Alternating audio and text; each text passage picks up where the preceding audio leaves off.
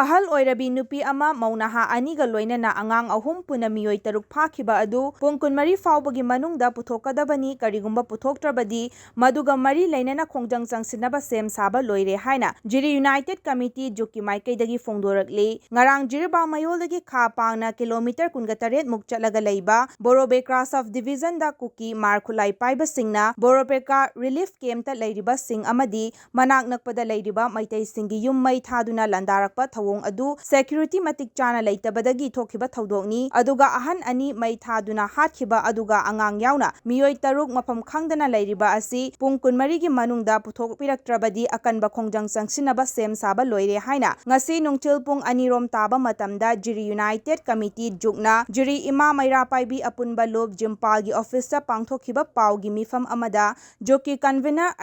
𝗡𝗜𝗥𝗜 ꯄꯥꯎꯃꯤꯁꯤꯡꯗ ꯐꯣꯡꯗꯣꯔꯛꯈ꯭ꯔꯦ꯫ ꯃꯍꯥꯛꯅ ꯃꯈꯥ ꯇꯥꯅ ꯍꯥꯏꯈꯤꯕꯗ ꯖꯤꯔꯤꯒꯤ ꯃꯈꯥꯕꯣꯁꯇꯤ ꯖꯤꯔꯤꯃꯨꯛ, ꯁꯣꯇꯥꯕꯦꯀ꯭ꯔꯥ ꯑꯥꯎꯠꯄꯣꯁꯠ ꯑꯃꯁꯨꯡ ꯕꯣꯔꯣꯕꯦꯀ꯭ꯔꯥ ꯄꯨꯂꯤꯁ ꯁ꯭ꯇꯦꯁꯟꯗ ꯁ꯭ꯇꯦꯠ ꯐꯣꯔꯁ ꯃꯇꯤꯛ ꯆꯥꯅ ꯊꯝꯕꯤꯌꯨ, ꯂꯣꯏꯅꯅ ꯌꯨꯝ ꯃꯩ ꯆꯥꯛꯄꯗ ꯌꯥꯎꯈ꯭ꯔꯕ ꯑꯍꯜ 2ꯒꯤ ꯈꯟꯕꯤꯔꯒ ꯏꯃꯨꯡ ꯃꯅꯨꯡꯗ ꯁꯔꯀꯥꯔꯒꯤ ꯃꯥꯏꯀꯩꯗꯒꯤ ꯇꯧꯒꯗꯕ ꯃꯊꯧꯁꯤꯡ ꯑꯗꯨ ꯇꯧꯕꯤꯌꯨ, ꯅꯠꯇ꯭ꯔꯕꯗꯤ ꯑꯁꯤꯕ ꯍꯛꯆꯥꯡ ꯂꯧꯔꯣꯏ ꯍꯥꯏꯕ ꯋꯥꯐꯝꯁꯨ 𝗡𝗜𝗥𝗜ꯅ ꯐꯣꯡꯗꯣꯛꯈꯤ꯫ ꯉꯁꯤꯒꯤ ꯄꯥꯎꯒꯤ ꯃꯤꯐꯝ ꯑꯗꯨꯗ ꯖꯤꯔꯤꯕꯥꯝꯗ ꯂꯩꯕ CSO ꯑꯃꯗꯤ ꯃꯩꯔꯥꯄꯥꯏꯕꯤꯁꯤꯡꯁꯨ ꯁꯔꯨꯛ ꯌꯥꯈꯤ꯫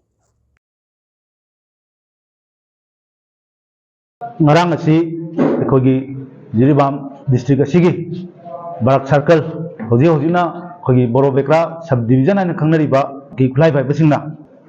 akhoi kanu singda akhoi relief ta laiba Borobekra police station da relief laiba relief camp singda loinana manak ta laiba akhoi maitai gi yum singda landarak padagi khangudana mafam aduda akhoi maitai gi oiba khoi chinau sing ani khak mafam aduda makhoi tamthina hatokpiki hariba thodok aduga mari lenena miyoi taruk amasu angang yauna akhoi nupi ahan ama nupi maunaha ani aduga angang pikliba angang yauna miyoi taruk makhoina phaduna akhoi pukibagi thodok asiga mari lenena hariba pharaga pukriba miyoi taruk asi athuba matamda haibadi pung 24 gi manungda mahaki imung manungsingda mari lenaba authority na manipur lengangna makhoigi imung manungsingda khusinnagadabani natragadi hariba asiga mari lenena Jiribamda leriba apunbagi apunba CSO singi apunba oriba Jiri United Committee na akanba makhal makha kayagi khongjang changsilnaba khoi sem saba lore lorena barak circle da khoigi hanadagi chu khoi mari lenaba department singda loinana akhoi Jiribamgi administration jauna mari lenaba akhoi home department jauna akhoi barak circle si ahenba state force amadi central force sing thambiraga ngakpi senbinaba akhoi hanadagi tangnaraga lakbani hojiksu mafam asida state force amadi central force matik chana leitabna hariba ngarangi laibuk thiba thodok sisu thokani maram aduna athuba matamda barak circle da ahenba force loinana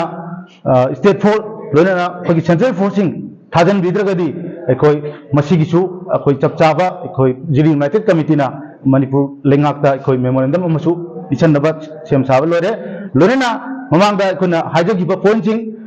makha bastigi akhoi outpost lorena Jiri mukki outpost mafam asidasu akhoi athuba matamda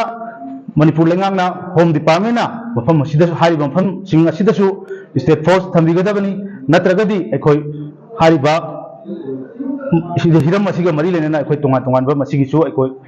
khongjang kaya tungjenaba sem saba lore loinana hojik ngarangi laibak thiba thodokta leikhidraba akhoi imung manung singda government na akhoi tawfam thokpa akhoi mathau sing haitare mafam akhoi leikhidraba sing adugi khanbiduna athuba matamda makhoi imung manunggi damakta government na athuba matamda miyeng changbiyu natragadi akhoi hariba dead bodies sing adusu longjaroi haiba wafamsi akhoi lengaki maikida thamjari।